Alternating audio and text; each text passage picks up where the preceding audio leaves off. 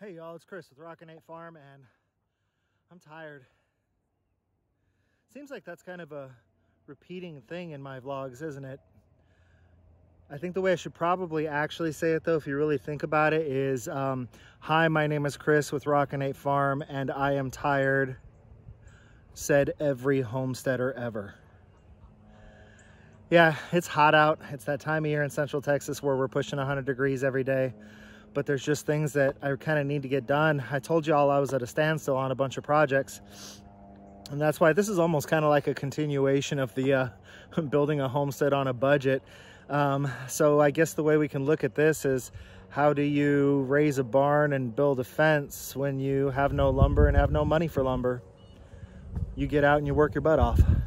I have spent about the last 4 days coming out here and cutting down all of this this cedar. And if any of you have seen any of my permaculture videos or my property tour videos, you know, you've heard me talk about the cedar. So it's not actually a cedar. It's not Eastern red or Western red like a lot of you are used to. It's kind of a scrub cedar. It's actually called an ash juniper tree, but it is very cedar-like. It smells a lot like cedar, and it's definitely in the cedar family. Has a lot of the same properties as cedar. Bugs don't like it. But one of the things that makes it a little detrimental to the property is the amount of water that it consumes. It will take these live oaks and these elms, and it'll kill them in a very short period of time.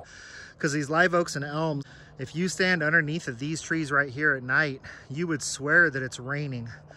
They mist their moisture back down onto the ground where their roots kind of soak it back up.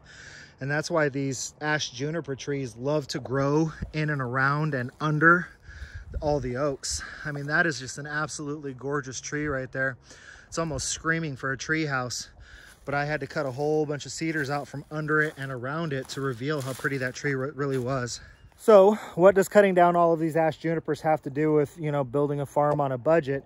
Well, I need 4x4 posts in order to secure the lean-to on my barn so that I can sheet it with plywood, so that I can finish the roofing, so that I can move all of my workshop equipment out there, so I can have my barn back, so that I can have livestock. You see how, you know, the old lady swallowed the fly and then the bird and then the, yeah. So it just, there's a lot of steps that have to happen. But the first thing I needed was 4x4 posts. I also talked about my pasture, how it's got a fence around it that's kind of fallen. Well, it's not kind of fallen down, it's fallen down. Not only is the fence pretty beat up itself, but this is all my wooden posts all the way down this run of fence. If they're not broken, they're close to being broken. If they're not leaning, they will be really soon. And obviously that puts a lot of stress on the T-posts. So I want to come in and replace all of these wooden posts. Well, this ash juniper makes a pretty good fence post material as well. Good Lord, did I mention I was tired? So you can get an idea of how much work cutting down one of these trees has been. That's all of the fence posts that I got out of it. And basically what I'm keeping is stuff that's a pretty good diameter, you know, 4 or 5 inches, maybe a little bigger, and stuff that is relatively straight. And then if it starts to bow at some point, I cut it off there. And I know I can use bowed fence posts, but I got enough cedar out here. Why not go ahead and grab all the nice ones I can? Anything that is scrap is going into the burn piles. And I've got one burn pile right there blinding you with the sun. I've got a second burn pile. There's another one on the other side of that. And there will soon be another one over here. So getting a lot of burn piles out here. Getting a lot of fence posts out here. And then we're also getting a lot of these big logs out here. And some of these are probably a little small to mill, but some of them I'm fairly certain that I can get, you know, a good 4x4 post out of it. So what's the plan? Well, the plan, I got a photo bombing dog over here. The plan is that I am going to see if I can sweet talk somebody who has a mill into doing some bartering with me.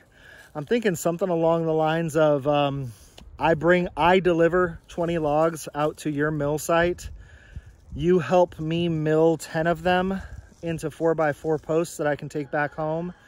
And then you get to keep the other 10 logs to mill into your own 4x4 posts. And you didn't have to cut them down and you didn't have to haul them. To me, that seems like a pretty good barter. If I had a mill and somebody just showed up here with 10 big, nice, ready to be made into 4x4 cedar logs, I would jump all over it. I don't know what the people with the mills are going to say, though. But that's my idea. You know, I mean, everybody had a bunch of suggestions last time, and I knew what I needed to do. I just needed to work through it. You know, what do I have to barter with? Well, I have the material that I'm trying to turn into the posts for myself to barter with, because I'm probably going to have, by the time I get the cedar off the property here, I'm probably going to have 60 logs and enough fence posts to fence this entire property twice. So I've got some material to trade with, and I don't have to worry too much about running out of material, because I can walk to any one of my neighbors and say, hey, do you have a couple of cedars that are kind of in your way that you'd like to have gone? I will cut it all out. I will take out all of the brush. I will, you know, take all the fence posts with me. I will take all the logs with me. I will take all the brush with me, and I will flatten it out, the stump, nice and flat, so that you can throw a piece of plywood on it and use it in the future as a goat perch, or put potted plants on it or something. So there's no shortage of cedar in this area, or ash juniper in this area. So I know that I could go around to neighbors and just say, hey, you know, is it cool if I cut down a couple of cedars if I get to a place where I need more logs or more fence posts? So I think that's what we're going to keep doing. Like I said, it's hot. In case I haven't mentioned it, I'm really tired. But I'm trying to get all these cedars cut out and get all these burn piles in place before September 8th, because that's when my county reconvenes to see whether or not we can lift the burn ban. And then as soon as the burn ban is lifted, I'll get these brush piles out of here. Plan for that: I will take a great big IBC tote that I have, and I will load it on my trailer right above the axles, and I will fill it up with water, and I'll drive it up here on the road, which is an elevated position. And once I get that IBC up there on the road, not like I said, elevated position, but I've also got this cool little pump that you can attach a cordless drill to it, and then just basically squeeze the cordless drill to make it spin. Between the elevation and that little teeny tiny pump that's operated by a cordless drill, I'll be able to get the water pressure I need, if I need water pressure, in order to, you know, get some flames that are trying to stray on me. But nice thing about this cedar is that it burns so quickly that the pile is gone almost instantly. Like, it just doesn't last long. It burns down really, really fast. And then if you take the stuff on the outside and shove it back in towards the middle and hose down the outside edge, then you can just kind of stand there and let it burn out.